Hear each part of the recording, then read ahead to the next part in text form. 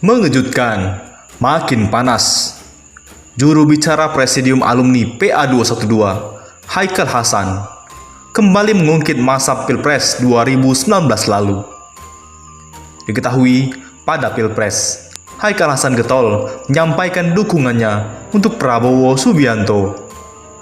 Pria yang akrab disapa Babe Haikal itu mengaku begitu kecewa terhadap kepemimpinan Presiden Joko Widodo pada periode pertama. Oleh karena itu, ia mengaku pendukung Prabowo Subianto yang kala itu menjadi rival Jokowi. Melalui tayangan YouTube Refli Harun, Senin 27 April, Haikal Hasan yang bukan seorang politisi itu mengungkapkan alasannya kerap mengkritik Jokowi. Saya berusaha menampilkan bahwa saya bukan ustadz, saya bukan politisi. Karena politisi itu, menurut saya dan definisi saya, orang yang berkarir berjenjang di dunia politik, kata Haikal. Tapi, saya tidak punya karir apapun. Saya tidak pernah ikut partai apapun. Saya tidak pernah ikut organisasi apapun. Saya tidak pernah ikut kegiatan apapun. Haikal Hasan mengungkapkan kekecewaannya terhadap kepemimpinan Jokowi di periode pertama. Ia menilai banyak janji-janji yang tak ditunaikan oleh Jokowi. Semata-mata saya adalah konsultan yang akhirnya kecewa berat dengan 5 tahun kepemimpinan Pak Jokowi, terang Haikal. Janji-janji Pak Jokowi tak terpenuhi. Mau beli Indosat ternyata tidak mau. Buka 10 juta lapangan pekerjaan ternyata tidak. Tidak pinjam uang dari asing ternyata tidak. Hal itulah yang membuatnya tidak mendukung Jokowi di Pilpres 2019. Haikal menyatakan tak ingin Jokowi kembali memimpin pemerintah untuk kedua kalinya. Dan semua banyak sekali kata-kata yang kalau kita uraikan membuat saya berkata, jangan sampai 5 tahun lagi, ujarnya. Dan waktu itu bukan semata-mata total, tunduk dan ikut apa harus tidak. Alasan itu disebutnya melatar belakangi dukungan untuk Prabowo Subianto. Haikal mengaku memiliki keyakinan bahwa Prabowo Subianto bisa memimpin bangsa menjadi lebih baik. Kami melihat pada waktu itu siapapun yang memiliki kekuatan untuk tidak memilih Pak Jokowi, kami dukung, dan waktu itu adalah Pak Prabowo, ucap Haikal. Dan akhirnya kita mendukung habis Pak Prabowo agar 5 tahun ke depan bangsa lebih baik. Hal itu terkait. Haikal pun menyinggung soal pengumuman pemenang Pilpres 2019 yang diumumkan Komisi Pemilihan Umum KPU secara mendadak pada dini hari. Dan ternyata hasil diputuskan melalui keputusan MK atau KPU. Pada dini hari yang memenangkan Pak Jokowi, apa boleh buat, tukasnya. Di sisi lain, Ustadz Tengku Zul, Pak Jokowi, apakah tidak malu atas kelakuan pendukung Bapak di medsos? Wasekjen Majelis Ulama Indonesia MUI, Ustadz Tengku Zulkarnain, merasa difitnah pendukung Jokowi di media sosial. Ulama kelahiran Medan, Sumatera Utara 14 Agustus 1963 itu dituding mendoakan Presiden Joko Widodo agar celaka. Padahal Ustadz Tengku Zul hanya berdoa agar pemimpin yang bekerja hanya demi mendapatkan duit dan tenaga asing dihancurkan usahanya. Melalui akun Twitternya, Ustadz Tengku Zul mengatakan betapa jahatnya mereka yang menanamkan diri sebagai para pendukung Jokowi. Pak Jokowi, apakah Bapak tidak malu atas kelakuan para manusia yang mengaku pendukung Bapak di medsos? Cuit Tengku Zul, Minggu 27 April. Atau Bapak malah ikut gembira atas perilaku mereka? Mau tahu aja, tambahnya. Tengku Zul menegaskan, dirinya tidak pernah sekalipun menghina atau memfitnah Presiden Jokowi. Sebaliknya, Tengku Zul meminta netizen untuk menyebut 3 kebaikan Jokowi selama menjadi presiden agar dia bisa ceramah kepada umat. saya sekalipun tidak pernah menghina atau memfitnah Presiden Pak Jokowi. Malah saya meminta sebutkan 3 kebaikan Bapak selama 6 tahun ini untuk NKRI agar saya ceramahkan kebaikan itu, katanya. Ratusan ribu pembaca, belum ada satupun yang mampu menyebutkannya. Silahkan yang masih mau, saya tunggu. Pungkas Ustadz Tengku Zul. Di sisi lain, blunder lagi.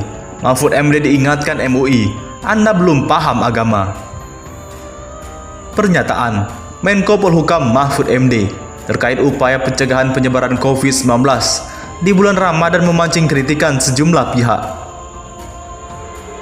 Menjauhi atau menghindari masalah, menghindari penyakit, tepatnya menghindari COVID-19, itu lebih penting daripada kita meraih pahala yang sifatnya sunnah. Misalnya, sholat tarawih bersama di masjid, kata Mahfud dalam konferensi video yang diadakan gugus tugas percepatan penanganan COVID-19 di kantor Geraha BNPB Jakarta, Sabtu 25 April. Pengurus MUI Pusat Anton Tabah mengkritisi pernyataan Mahfud tersebut. Menurut dia, tak seharusnya seorang pejabat negara berbicara tanpa mengetahui landasan dan punya pemahaman yang benar. Islam agama paling sempurna dan detail, melarang umatnya bicara kalau belum tahu ilmunya. Allah berfirman, jangan berkata tanpa ilmu, karena pendengaranmu, penglihatanmu, pemahamanmu tentang sesuatu akan disidang di sisi Allah, ucap Anton Tabah, Sabtu 25 April. Anton menegaskan, jika kurang paham tentang sesuatu, apalagi masalah agama, jangan buat kesulitan. Jangan buat kesimpulan, karena bisa berbahaya. Ini menunjukkan bahwa Mahfud MD belum paham agama kalau bicara agama. Mencegah wabah penyakit itu juga sunnah. Itu ajaran langsung Nabi Muhammad SAW. Ada di hadis Bukhari dan Muslim, dan lain-lain. Tambah Wakil Ketua Komisi Hukum MUI Pusat tersebut. Bahkan, ilmuwan-ilmuwan non-Muslim dari Amerika Serikat dan Eropa akui cegah wabah dan cara hadapi wabah itu. Ajaran asli Nabi Muhammad tidak ada di agama lain. Lanjut mantan petinggi Polri ini. Jadi tambah Anton, mencegah wabah itu sunnah, yang diprioritaskan bisa menjadi wajib. Anton pun mengingatkan Mahfud untuk belajar agama lebih giat lagi agar tak salah kata. Ini tugas sesama muslim. Apalagi saya lebih senior di HMI maupun di IJMI, ucap Anton. Pernyataan Anton ini tak lepas dari blunder yang tak hanya kali ini diucapkan Mahfud. Sebab belum lama ini mantan Ketua Mahkamah Konstitusi itu juga pernah menyatakan haram ikuti sistem pemerintahan Nabi Muhammad SAW. Anton kembali mengingatkan bahwa kesalahan masalah ilmu dunia paling dihukum di dunia. Tapi kalau kesalahan masalah ilmu agama bisa dihukum di dunia dan di akhirat.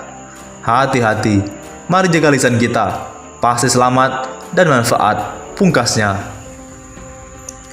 Di sisi lain, Ahmad Dhani, kesaksian Prabowo tentang Jokowi tidak salah. Tidak ada yang salah dari taklimat yang disampaikan Ketua Umum Partai Gerindra, Prabowo Subianto pekan lalu.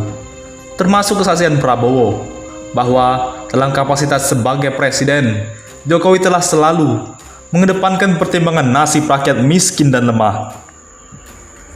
Begitu, antara lain penilaian musisi Ahmad Dhani atas taklimat Prabowo yang mengundang kontroversi termasuk di tengah para pendukungnya.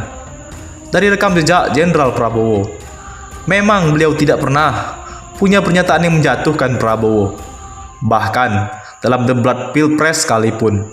Padahal, kesempatan untuk menjatuhkan ada, tapi itu tidak dilakukan.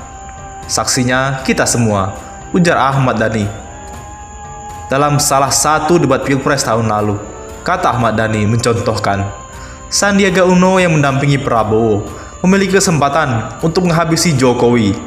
Tetapi bahasa tubuh Jenderal Prabowo melarang Sandiaga untuk melakukannya.